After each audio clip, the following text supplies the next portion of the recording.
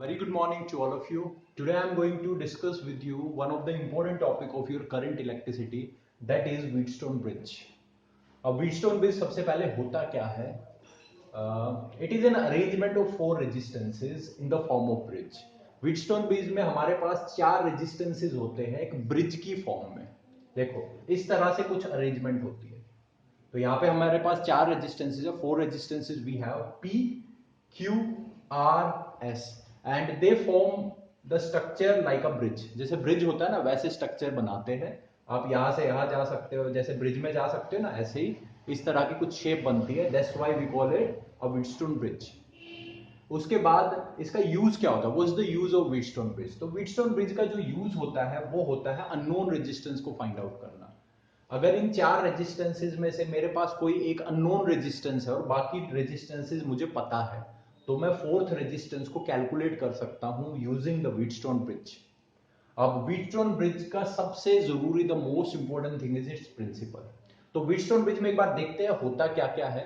The typical Wheatstone bridge figure, and after that I'll be taking the derivation of the principle. I'll be proving the principle and बाद में मैं at the end of the video आपको कुछ questions पे Wheatstone bridge को apply करके दिखाऊंगा. तो देखो फिगर में होता क्या है, फोर रेजिस्टेंसेज होते हैं P, Q, R, S हमने नेम कर दिया. And in the middle we will be having a galvanometer. Now galvanometer is a device which is used to check the presence of electric current. If we have a current, then it will show some deflection. If we do not have a current, it will do not show any deflection. उसके बाद ये पूरे circuit पे लगा होता है cell जिसका EMF है E, and we have a key. We are going to close the key. जैसे ही की को क्लोज करेंगे करंट विल स्टार्ट फ्लोइंग. मैं इस पे आपको अप्लाई करके दिखाऊंगा किरचॉफ रूल से इसका principle. We are going to prove that. सबसे पहले प्रिंसिपल देखते हैं होता क्या. तो व्हीटस्टोन ब्रिज का प्रिंसिपल होता है, अब ये पूरे सर्किट में करंट फ्लो करेगा और ये गैल्वेनोमीटर से भी कोई ना कोई करंट फ्लो करेगा. अब अगर गैल्वेनोमीटर से जो करंट फ्लो हो रहा है उसकी वैल्यू जीरो हो जाए, if your Ig is zero, Ig means the current flowing through galvanometer, if it becomes zero then the bridge is balanced. तो हमारा ब्रिज है ना, ये ब्रिज बैलेंस हो जाता है. ब्रिज बैलेंस होने का मतलब होता है ये जो रेजिस्टेंसेज है ना इनकी रेशियो इक्वल हो जाती है. P divided by Q will be equal to R divided by S. और ये तभी होगा जब ब्रिज अपना बैलेंस्ड होगा. और ब्रिज बैलेंस कब होगा? when the current through the galvanometer becomes zero. So this is the typical principle of your Wheatstone bridge. क्या है principal? If Ig is zero, then we call the bridge as balanced, and in that case P by Q will be equal to R by S. Okay. अब Wheatstone bridge को principal को इसको prove करने के लिए हम use किसका करते हैं? So here we use Kirchhoff rules. Kirchhoff rules का हम यूज करेंगे. होते क्या है किरचॉफ रूल? ये पहला है अपना KCL, आपको पता है KCL, एंड दूसरा होता है अपना KVL. KCL अपना कंजर्वेशन ऑफ चार्ज को ओबे करता है, KVL अपना ओबे करता है कंजर्वेशन ऑफ एनर्जी को. ठीक है, इंपॉर्टेंट क्वेश्चन है, ये भी काफी बार एमसीक्यूज में पूछ लेते हैं. अच्छा, summation I equals to E होता है, इक्वल्स टू जीरो होता है आपका KCL. मैंने ऑलरेडी आपको पहले करा चुका हूं. And summation product of IR equals to summation E होता है आपका KVL. आपको ऑलरेडी पता है कि किरचॉफ रूल्स में ऑलरेडी डिस्कस कर चुका हूं पहले. तो अब इनका यूज करना है मुझे इस व्हीटस्टोन प्रिंसिपल को प्रूव करने में. तो let's move on to that, उस पे बढ़ते हैं. सो किरचॉफ रूल्स को अप्लाई करने से पहले हमें सबसे पहले बनाना पड़ेगा लूप का, क्या बनानी पड़ेगी? लूप की डायरेक्शन. ठीक है, तो मैं यहाँ पे दो लूप लेने वाला हूं. मैं लूप कौन से लूंगा पहले वो बता देता हूं. I will be taking the loop ABDA and BCDB. मैं ये लूप क्यों लेने वाला हूं? बिकॉज इन दोनों लूप्स में मेरे चारों के चारों रेजिस्टेंसेज आने लग रहे हैं. ठीक है, तो इनको लेंगे. तो सबसे पहले लूप की आप डायरेक्शन बनाओगे. तो मैं डायरेक्शन ले रहा हूं क्लॉकवाइज. मेरी फेवरेट है क्लॉकवाइज में लेता हूं, आप कौन सी भी ले सकते हो. ठीक है, यहां पर भी मैं क्लॉकवाइज ले रहा हूं. Here also I am taking clockwise. And whenever you are giving the direction, you are making the direction, so try किया करो कि ये जो आपके एरोज होते हैं ये आप हर डायरेक्शन में बनाओ. It will be very easy for you. अगर आप चारों डायरेक्शन में बनाते हो आपको काफी बेनिफिशियल हो जाता है इक्वेशन बनाते हो. ठीक है, तो यह मैंने लूप की डायरेक्शन ले ली है क्लॉकवाइज. अब करंट को स्प्लिट अप करते हैं. ठीक है, तो यहां से बैटरी से करंट आया I current comes from the battery, and when it reaches over here, it is going to distribute होगा। तो मैंने मान लिया कि यहां से मेरा करंट फ्लो होगा I1, that I1 current flows through this. अब अगर I करंट आ रहा है, यहां पर I1 फ्लो हो रहा है, तो यहां पर कितना फ्लो होगा? I minus I1।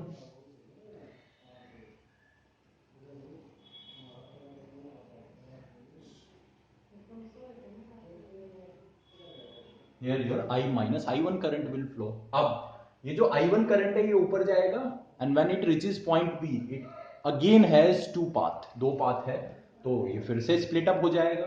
तो जो गैल्वेनोमीटर वाला जो है पार्ट, वहां पे मैं करंट मान रहा हूं इट विल फ्लो IG। मैं मान रहा हूं मेरा IG करंट फ्लो होगा, IG। तो अगर यहां पर पॉइंट बी पर आई करंट पहुंच रहा है and IG current is going through the galvanometer, तो बीसी वाली जो आर्म है इसमें कितना करंट फ्लो होगा? I1 minus IG.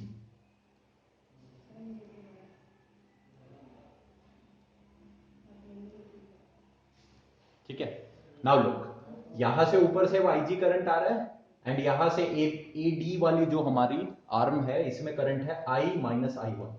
अब ये दोनों करंट आएंगे and they are going to combine over here at point D, and we will get the addition of these two current. So we will get over here in DC arm I minus I1 plus में IG। Now after distributing the current, now it's time to verify it कि हमने जो भी किया है that is correct or not। तो वो कैसे वेरीफाई होता है? हमने बैटरी से करंट भेजा I, हमारा पॉइंट ए पे करंट पहुंचा I, तो जितना करंट भी बैटरी से जाता है ना, the same current comes to the battery. तो आप पॉइंट सी पे वेरीफाई कर सकते हो, अगर इन दोनों करंट का कॉम्बिनेशन आई आ रहा है तो हमारी इक्वेशन बिल्कुल करेक्ट है, हमने करंट्स को बिल्कुल बिल्कुल बिल्कुल करेक्ट डिस्ट्रीब्यूट किया है। तो एक बार चेक करते हैं, देखो यहां से बीसी से करंट आ रहा है हमारा I1 माइनस IG, और यहां से कितना करंट आ रहा है? I माइनस में I1 प्लस में IG। If it comes out to be I, तो हमारा डिस्ट्रीब्यूशन बिल्कुल करेक्ट है। चेक करते हैं, IG से IG कैंसिल हो जाएगा, I1 से I1 कैंसिल हो जाएगा, हमारा आंसर आएगा I। तो ये दोनों करंट ऐड होके हमें कितना मिलेगा? I मिलेगा। तो जितना करंट गया उतना ही करंट वापस आ गया। ठीक है, एक बार फिर से देख लेते हैं। तो बैटरी से करंट I आया, यहां पे आने के बाद स्प्लिट अप हुआ, मैंने माना यहां से करंट I1 फ्लो हो रहा है, तो यहां कितना फ्लो होगा? I minus I1। अब ये I1 करंट ऊपर पॉइंट बी पे पहुंचेगा, सो IG current will flows through galvanometer, और यहां पे कितना फ्लो होगा? I1 minus IG। ठीक है, इस वाली आर्म। अब ऊपर से IG आ रहा है और यहां से I माइनस I1 आ रहा है, दोनों एड ऑन होंगे and we will get I minus I1 plus IG। अब ये दोनों करंट पॉइंट सी पे पहुंचेंगे BC एंड DC से, और दोनों एड ऑन होंगे और मुझे वापस कितना करंट मिल जाएगा? I get I। ठीक है, तो हमारी फिगर तो बन गई है। Now it's time to apply the Kirchhoff rules. Kirchhoff rules को अप्लाई करने का टाइम है। So let's have the proof of this principle. P by Q equal to R by S हमें प्रूव करना है, तो proof of this. So we are applying here Kirchhoff rules. So applying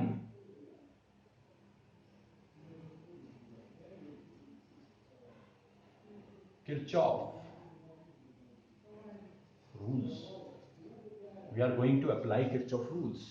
तो सबसे पहले अप्लाई करते हैं लूप ABDA पर।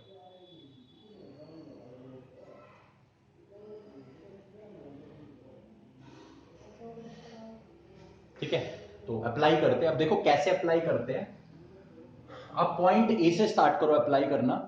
ठीक है, अब मैं अप्लाई कर रहा हूं यहाँ पे केवीएल। ठीक है, केवीएल लूप अप्लाई कर रहा हूं, केवीएल रूल आपका अप्लाई कर रहा हूं। तो पॉइंट ए से स्टार्ट करते हैं। पहले काउंट कर लो कितने रेजिस्टेंस है, P R, एंड इस लूप में एक और रेजिस्टेंस है, गैल्वेनोमीटर का रेजिस्टेंस हम G मानेंगे। ठीक है, तो स्टार्ट करते हैं पॉइंट ए से। तो मेरे पास तीन रेजिस्टेंसेज है, the product of current and resistance आप लिख लो। तो I1P, दूसरा क्या बनेगा? IG इंटू में G, एंड तीसरा क्या बनेगा अपना? I माइनस I1 इंटू में R। Now we need to check the signs of these product. इन प्रोडक्ट के मुझे साइन चेक करने हैं। बेटा मैं ये रूल अप्लाई कर रहा हूं, applying this rule, summation IR equals to summation this rule, I am the KVL rule I am applying. Okay, now I need to check the sign of this. So if the direction of current and loop is same, then the sign of product will be positive. Now check from here. Now current is going in this direction, and look, the direction of loop is also upward. So the direction is same, so here we will get plus. Now come for this Ig into G. Now the direction of current is downward, and here also in the loop you can check downward. So same direction you have. So here also you will get plus. Now check over here. The direction of current is towards the right hand side, and here the loop is going to the left hand side. Look, direction. So direction is opposite. So you will get over here minus. यहाँ पे आपको minus मिलेगा. ठीक है? तो current की direction और loop की डायरेक्शन को आप कंपैरिजन करके product of current and resistance के साइन पुट ऑन कर सकते हो. अगर डायरेक्शन सेम है तो प्लस, अपोजिट है तो minus. It will be equal to the EMF. अब ये पूरे लूप में कोई भी बैटरी या कोई भी सेल प्रेजेंट नहीं है, so our EMF will be equal to 0. This becomes our equation number 1. ठीक है? Now let's apply rule for the second loop. दूसरे लूप पे अप्लाई करते हैं बी सी डी बी पे. बड़ा ध्यान से करना है, बी वेरी केयरफुल. शुरू करते हैं. कितने रेजिस्टेंसेज है पहले काउंट कर लो. क्यू, एस एंड जी. इनके लिए पहले प्रोडक्ट लिख लो, फिर साइन देखेंगे. तो इसमें करंट फ्लो हो रहा है I1 minus IG and resistance है Q. थोड़ा सा स्पेस छोड़ दो प्लस माइनस के लिए.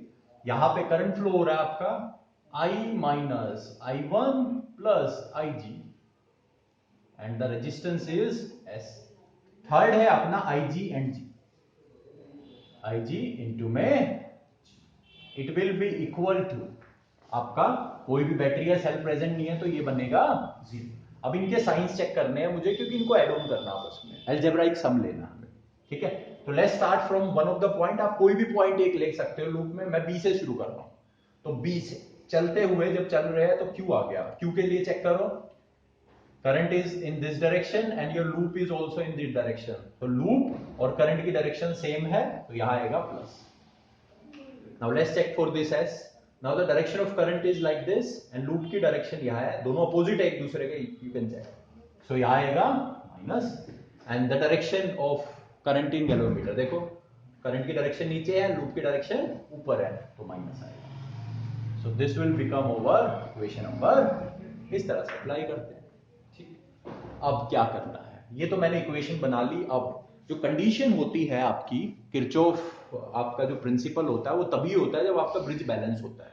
और ब्रिज बैलेंस तब होगा जब IG क्या होगा, 0 होगा. तो हमें अगर किरचॉफ प्रिंसिपल अपना व्हीटस्टोन प्रिंसिपल को ड्राइव करना है, प्रूव करना है, तो हमें IG को 0 पुट करना पड़ेगा इन दोनों इक्वेशन में. सो eight balance condition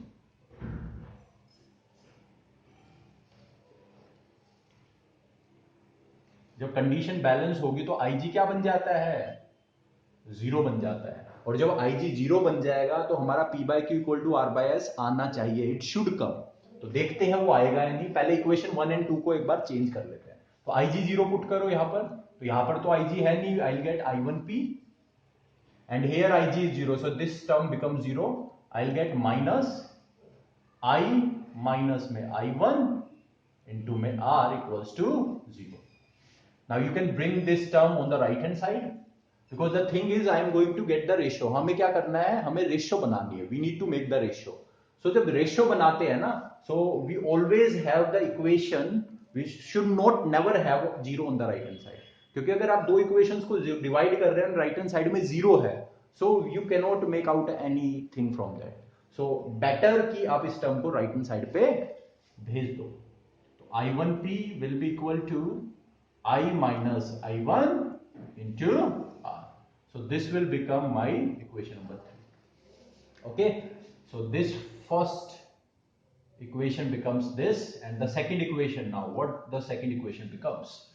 Second equation, IG becomes 0. So I1 into में Q. और यहाँ पे IG 0 हो जाएगा तो हमें मिलेगा माइनस I माइनस में I1 into में S. And this IG becomes 0, तो हमें क्या मिल जाएगा, equals to 0. Now it's better to shuffle the term on the right hand side. इसको right hand side पे भेज दो. I1Q equals to I minus I1 into में S. So this will become my equation number 4. So मैंने क्या किया अभी तक, इन दोनों लूप्स पे किरचॉफ रूल अप्लाई किया, दोनों लूप्स पे, एंड इक्वेशन जो भी मेरी बनी उसमें फिर बैलेंस कंडीशन जब होगी ना अपनी किरचॉफ की, ठीक है, सॉरी व्हीटस्टोन की, तो उस टाइम पे आईजी क्या हो जाता है, जीरो हो जाता है। और जब आईजी जीरो होगा तभी P by Q equal to R by S हो सकता है, इट कैन बी। तो आईजी को पहले जीरो पुट करेंगे, तो आईजी को जीरो पुट करेंगे दोनों इक्वेशन में, तो equation 1 becomes this, right side पे सफल करेंगे टर्म को, इक्वेशन 3 बना लेंगे इसको, इक्वेशन 2 आपकी ये बन जाएगी, इसको राइट हैंड साइड पे भेजेंगे, this becomes equation 4। Now divide both the equation, अब हम दोनों इक्वेशंस को डिवाइड कर देंगे। So I am rubbing the above part, यहां पे रब कर रहा हूं, डिवाइड इक्वेशन नंबर 3 by 4,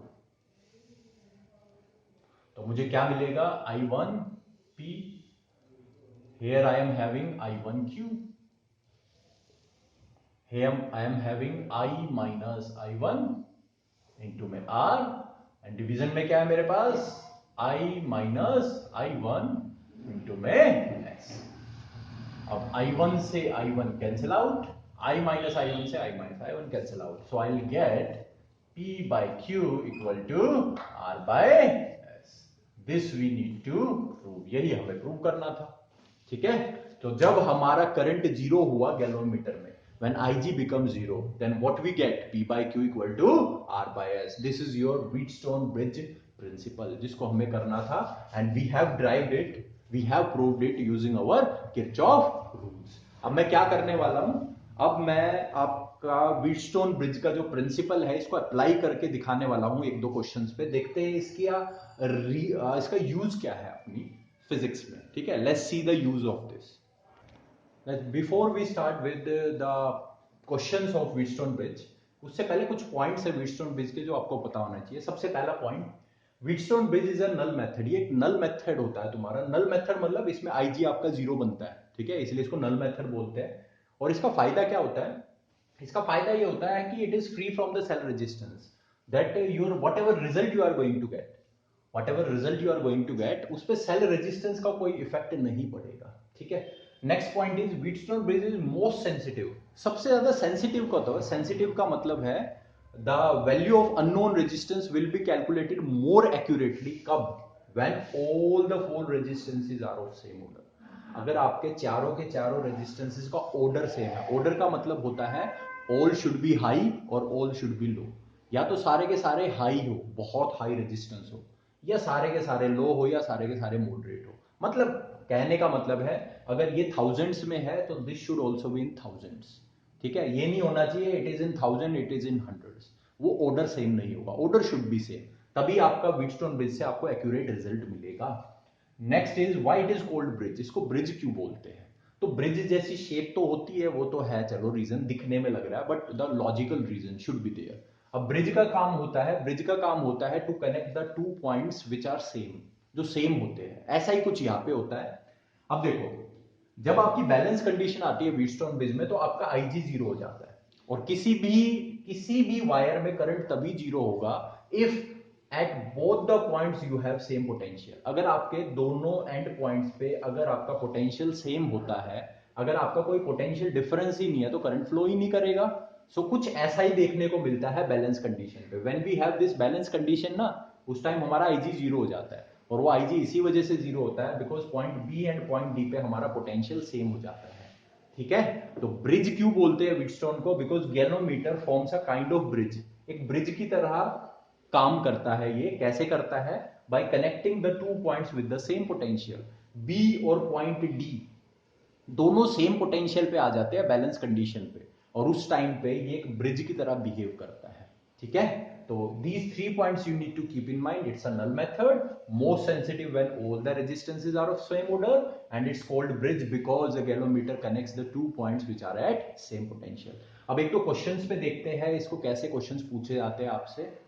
तो आपका कुछ इस तरह का क्वेश्चन आपसे बन सकता है, you have the shape of a Wheatstone bridge over here, यहाँ पे आपके 4 रेजिस्टेंसेस गिवन है, ये रहा 1 ओम, 2 ओम, 2 ओम एंड 4 ओम, और एक और रेजिस्टेंस गिवन है 5 ohm in the place of galvanometer. तो गैलोमीटर भी एक रेजिस्टेंस की तरह बिहेव करता है, तो हम उसकी जगह एक रेजिस्टेंस को लगा सकते हैं, ठीक है। अब क्या पूछा आपसे, एक बैटरी लगी है 4 वोल्ट की, पूछा है find the current in the circuit. अब करंट कैसे निकालोगे, you know V equals to IR, So your I will be V divided by R. So potential difference we have 4 volt, but resistance हमें नहीं पता circuit का कितना है, तो आपको इसको सॉल्व करना होगा। और सॉल्व किसकी हेल्प से करेंगे? व्हीटस्टोन से। चेक करते कहीं व्हीटस्टोन तो नहीं लग रहा। सो व्हीटस्टोन को आप कैसे भी अप्लाई कर सकते हो। If your IG is equal to 0 then your P by Q equals to R by S। अगर आपका IG 0 है तो P by Q equal to R by S होगा, या ये उल्टा भी हो सकता है, it can be in reverse also. If your P by Q equal to R by S, then your IG will be 0. Check करते हैं P by Q equal to R by S तो नहीं हो रहा। This will be your P, this will be your Q, this will be your R, and this will be your S. Let's check whether the ratio is same or not. इसकी ratio आ रही है 1 by 2, so 1 by 2 will be equal to 1 by 2. So हमारी P by Q equal to R by S है। So no current will flow in this arm. So BD वाली जो wire है यहाँ पे जो रेजिस्टेंस, इसमें कोई भी करंट फ्लो नहीं करेगा। IG will be 0 in that case. तो यहां पे कोई भी करंट फ्लो नहीं करेगा। So this 5 ohm resistance becomes ineffective. ये इनइफेक्टिव हो जाएगा, इट बिकम्स इनइफेक्टिव, इसका कोई भी काम नहीं रहेगा। And in that case we can remove it, इसको हम रिमूव कर सकते हैं। ऐसे मैंने रिमूव कर दिया, ठीक है। अब ये रिमूव हो चुका है। Now over this 1 ohm and 2 ohm resistance, these both are in series with each other. 1 ohm and 2 ohm, they are in series. So after adding them we get, let's say R1 3 ohm. This 2 and 4 ohm will be in series. 2 ohm and 4 ohm, they will also be in series. So let's say we get R2 equals to 6 ohm. Now whatever we get over here R1 and over here R2 6 ohm, they both will be in parallel to each other. So R1 comma R2 will be in parallel, and let's say we get the result R equivalent. So our formula is we know for parallel combination R1 R2 upon में R1 plus R2. So 3 multiplies 6 upon में 3 plus 6 is 9. So 3 6 are 18, divide by 9, you will get 2 ohm. So this 2 ohm will be your equivalent resistance. You can put in the formula 4 volt divided by 2 ohm. Your answer will be 2 ampere. So 2 ampere current will be flowing in this circuit. ठीक है, तो इस तरह से हम Kirchhoff rules का use कर सकते हैं सर्किट्स में। अब और कैसे इस क्वेश्चन को पूछा जा सकता है, let's C. So the second way of asking question is, आपको इस तरह से एक सर्किट गिवन है और आपसे बोला है find the value of x. आपको अननोन रेजिस्टेंस पूछ लिया, आपको इस रेजिस्टेंस की वैल्यू नहीं पता है, और आपको एक क्लू दिया है that no current flows in the arm BD. BD वाली आर्म में कोई भी करंट फ्लो नहीं हो रहा, और ये तभी पॉसिबल होता है when our bridge is balanced. अगर बीडी वाली आर्म में कोई करंट फ्लो नहीं करेगा तो हमारा क्या हो जाएगा, this 1 ohm divided by x will be equal to 2 divided by 4। आपको पता है ना, when IG 0 P by Q equal to R by S। So अगर यहाँ पे कोई करंट फ्लो नहीं हो रहा है, it means there is the same condition of IG equals to 0, तो इनकी रेशियो क्या हो जाएगी, विल बी इक्वल। तो आप यहाँ से इजीली कैलकुलेट कर सकते हो 1 by x will be equal to 1 by 2, so your x will be equals to 2 ohm। So इस तरह से हम अननोन रेजिस्टेंस को भी कैलकुलेट कर सकते हैं, ठीक है। तो इसको आपको ध्यान रखना है। अब मैं आपको 2 सर्किट्स बना के दिखा रहा हूँ जो काफी हेल्पफुल होते हैं आपका करंट इलेक्ट्रिसिटी के क्वेश्चंस को सॉल्व करने में। आप उनको डायरेक्ट याद कर सकते हो, वो टिपिकल वे में गिवन होते हैं, आप उनको कन्वर्ट करके आप इन फॉर्म्स में बना सकते हो। तो 2 सर्किट्स ऐसे बनाता हूं, आपको बहुत हेल्पफुल रहेंगे। So here are the 2 combinations which are in front of you, बहुत इंपॉर्टेंट होते हैं आपके करंट इलेक्ट्रिसिटी चैप्टर में। पहला कॉम्बिनेशन ये है, 3 रेजिस्टेंसेस लगे हैं और पहले दोनों रेजिस्टेंसेस इस वायर से इस तरह से कुछ कनेक्टेड है, R2 एंड R3 वायर से इस तरह से कनेक्टेड है। ध्यान रखना है, you need to be careful here, no resistance is there on the wire.